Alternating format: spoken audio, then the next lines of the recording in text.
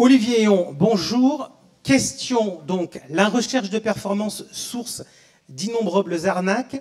Est-ce que, à l'autorité des marchés financiers, vous constatez une augmentation des arnaques? Oui, bonjour à tous. Alors effectivement, nous constatons malheureusement une forte hausse des arnaques à l'investissement. Donc je suis là pour vous en parler depuis bientôt une dizaine d'années, depuis le début des années 2010. Oui, le nombre d'arnaques sur Internet particulièrement est en train vraiment d'augmenter, comme dans d'autres domaines. Hein. Sur Internet, il n'y a pas que l'investissement. Est-ce qu'il y a quand même eu un effet performance? Autrement dit, plus les performances baissent, plus on a envie d'aller chercher autre chose pour garder les bons vieux souvenirs d'antan, c'est-à-dire d'avoir du 7 à 8%. Oui, on a effectivement, on vient de parler du fait que les placements garantis ne rapportent plus grand-chose. Ça, tout le monde l'a constaté. Bah, certains escrocs se servent de ce constat pour proposer de l'investissement, de nouvelles idées d'investissement dans des placements soi-disant à rendement élevé garanti. Et donc il s'appuie par exemple typiquement sur le fait que le livret A aujourd'hui ne rapporte plus rien pour vous proposer des placements qui vont vous rapporter 6% par an, 8% par an, 10% par an de manière quasiment garantie. Alors Olivier, justement, je voudrais vous faire réagir. Je suis allé chercher, j'ai une vieille boîte mail que je consulte peu, donc dans lequel je me récupère tout un tas de spam. Là j'en ai mis deux, que vous pouvez voir éventuellement, Olivier, sur l'écran de retour. Ça, c'est caractéristique de ce que l'on peut recevoir. Alors ça, effectivement, on voit des choses comme ça depuis pas mal d'années maintenant. Oui, c'est très caractéristique. Évidemment, le livret A n'est plus rentable. C'était le bon placement, le placement idéal jusqu'à il y a peu de temps. Hein. Vous vous souvenez, il y a une dizaine d'années, ça rapportait encore 4% par an. Ça rapporte même plus 1% par an.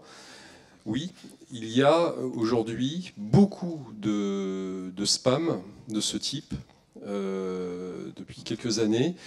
Toujours avec le même argumentaire, il y a mieux ailleurs. Évidemment, votre banquier ne vous en parle pas. Il le réserve à quelques initiés, quelques privilégiés. Ben nous, on va vous en parler. Il y a des possibilités d'investissement bien plus intéressantes aujourd'hui que dans les banques. Alors, voilà l'argumentaire. L'analogique, c'est quoi? Parce que là, on ne me dit pas ce qu'on me propose. Si je regarde ces deux messages-là, je n'ai pas la moindre information sur ce qu'on me propose. Ce qu'on veut, c'est récupérer mon adresse et mon numéro de téléphone. Voilà, alors là, on parle de la technique des arnaques. Effectivement, donc ça commence par un email, un simple email dans votre boîte aux lettres. Je pense que moi, j'en reçois. Je pense que qui a reçu des comme ça, des propositions où on se dit, tiens, levez la main pour savoir. Ouais, donc si on regarde, qui vous paraissait douteuse. Je pense que vous en avez tous reçu. Donc ils sont parfois un petit peu cachés dans des dizaines d'emails qu'on peut recevoir au fil du temps, mais ça commence comme ça. Donc on essaye d'appâter un petit peu la personne sur cette idée qu'il y a des placements autres intéressants et qui effectivement rapporteraient bien plus que le livret A.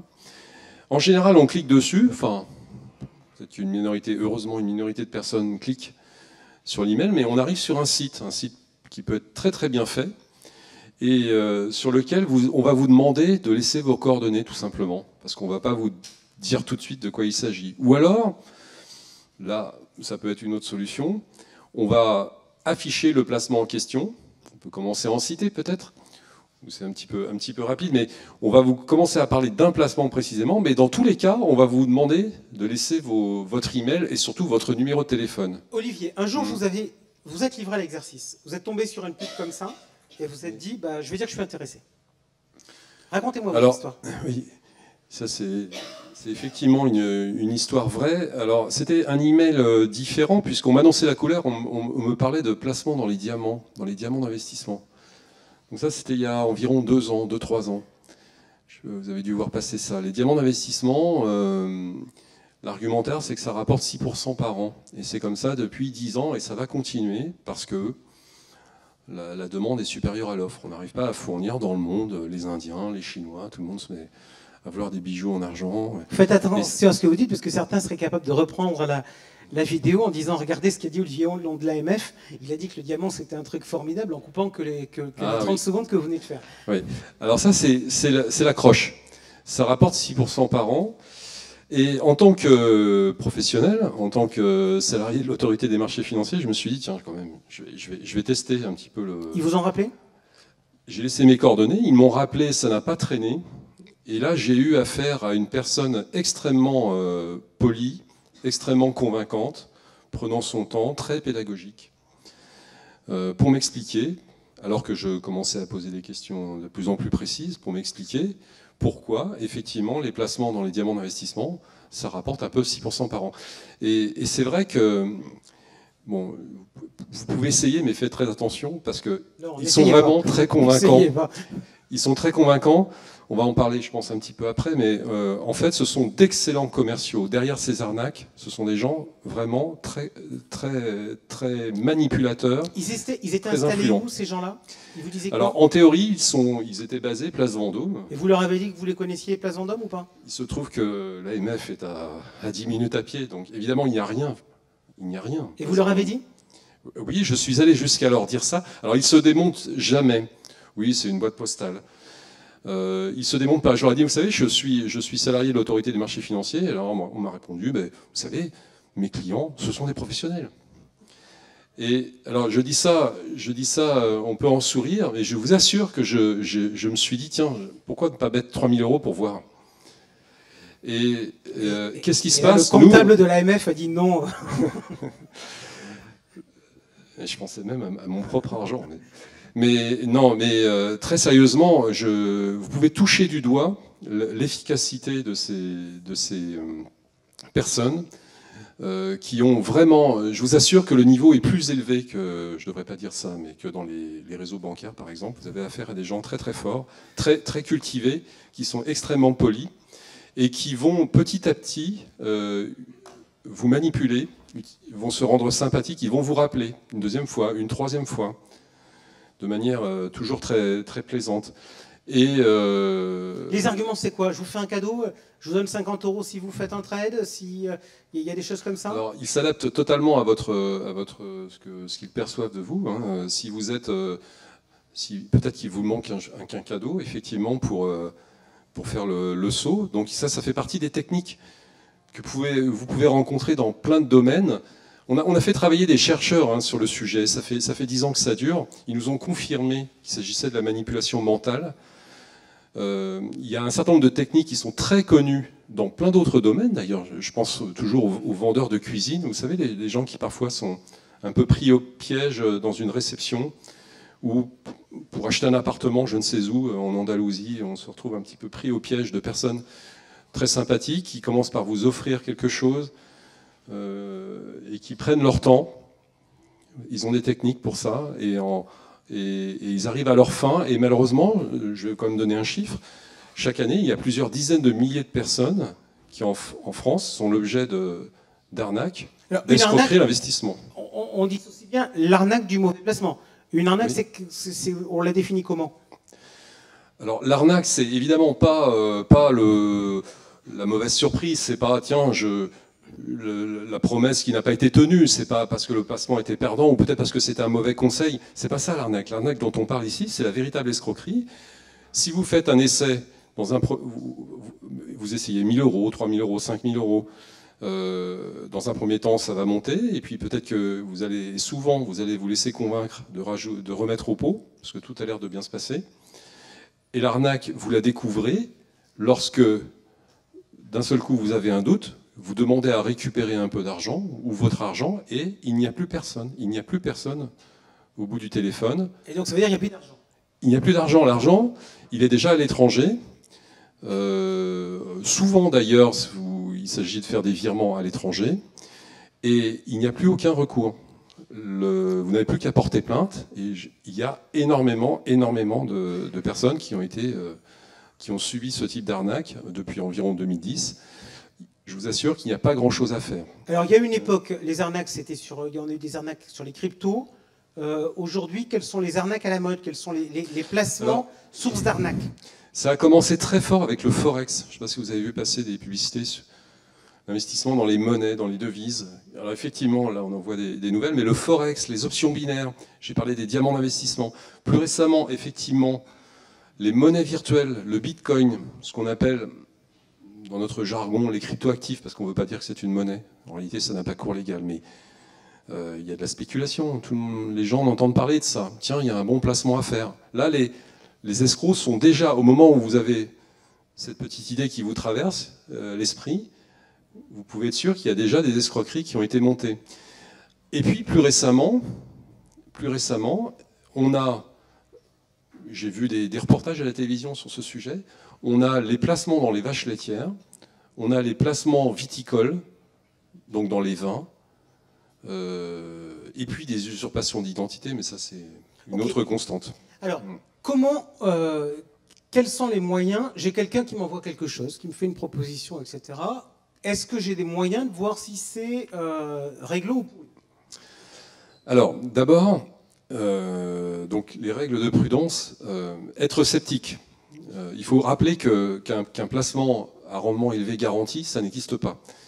Malheureusement, on a beau le répéter en boucle, ça n'empêche pas les escrocs de faire leurs affaires. Alors, la première idée, si vous avez affaire à quelqu'un que vous ne connaissez pas, parce qu'il ne s'agit évidemment pas de votre conseiller bancaire, c'est de faire les vérifications. Ne pensez pas que ce type de placement existe, qui rapporte 6 ou 8% par an.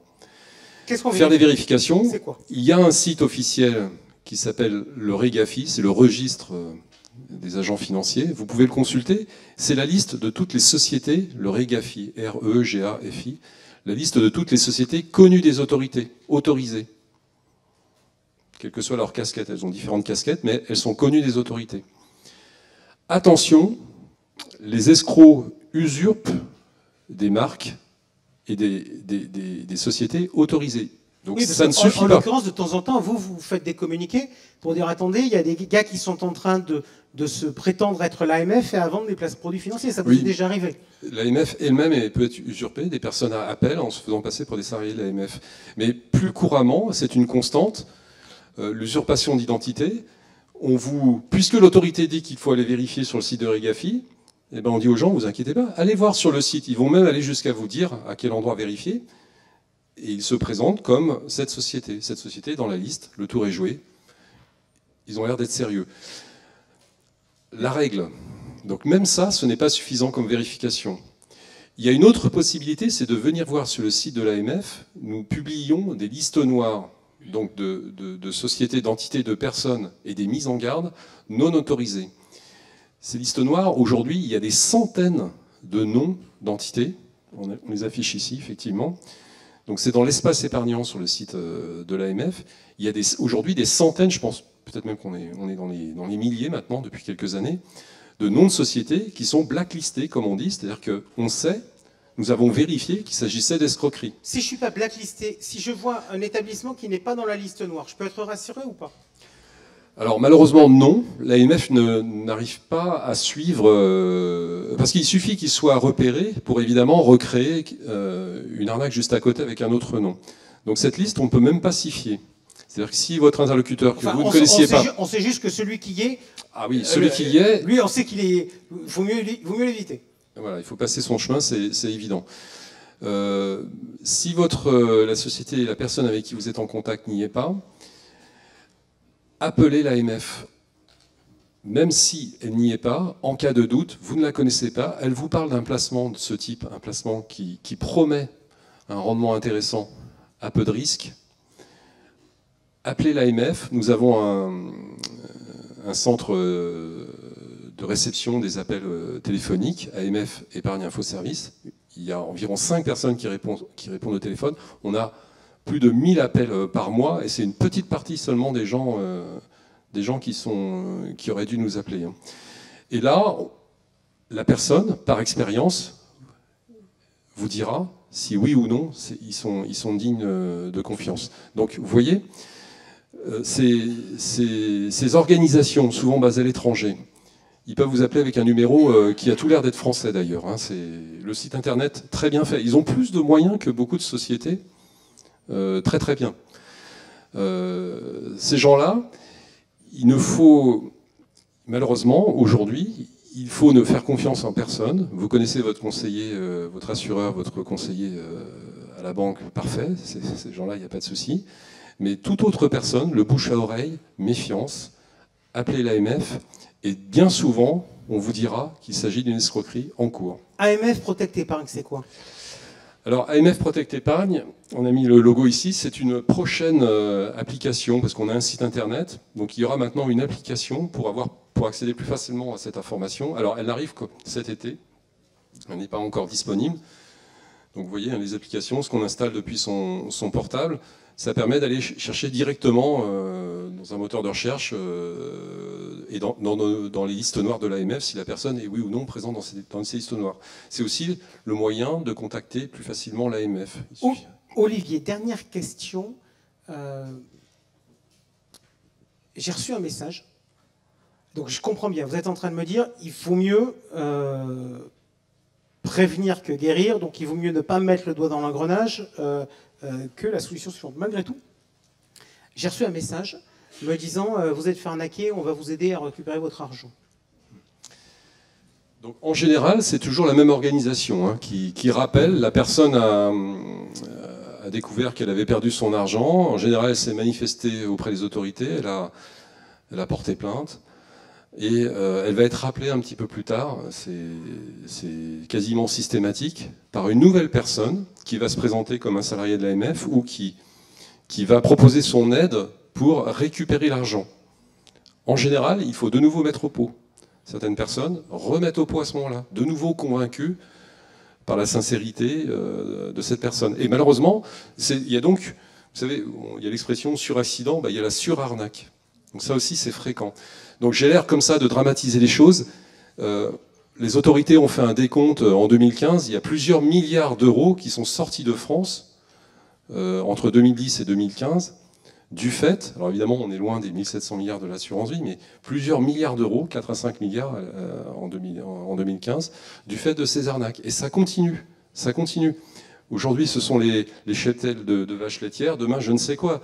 On parle même d'usurpation. C'est une petite nouveauté, là, ces dernières semaines. On entend parler maintenant d'escroquerie parce que des gens usurpent les SCPI. Ou des gens usurpent l'identité de véritables conseillers en investissement financier. Ou alors, les gens vont vous renvoyer vers de fausses SCPI. Ça, c'est la nouveauté. Pourquoi? Les SCPI, vous avez montré un graphique, d'accord, les rendements baissent. Mais dans l'esprit actuellement du public, c'est le meilleur compromis, finalement. Ça reste un rendement intéressant. Les escrocs l'ont compris. Il y a maintenant des sites d'escrocs qui proposent d'investir en SCPI. Donc c'est sans fin. Ce sont les mêmes. Ils passent d'un sujet à l'autre. Et tant qu'il y a de l'épargne à récupérer, à siphonner sur notre territoire, ils continueront. Ok, j'imagine qu'il va y avoir plein de questions, Olivier, pendant la pause. On vous applaudit, Olivier Ayon.